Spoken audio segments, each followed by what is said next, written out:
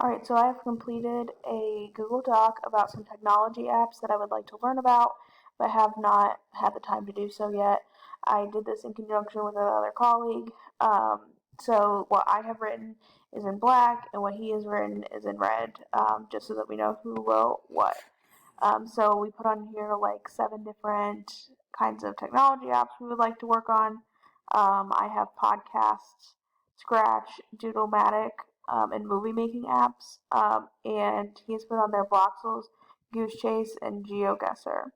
In order to both work on it at the same time, I went up here to the share button and clicked on that, which allowed me to enter in his name and hit the share button. And then he got an email, and then he was able to edit, which was very nice so that we could collaborate at the same time.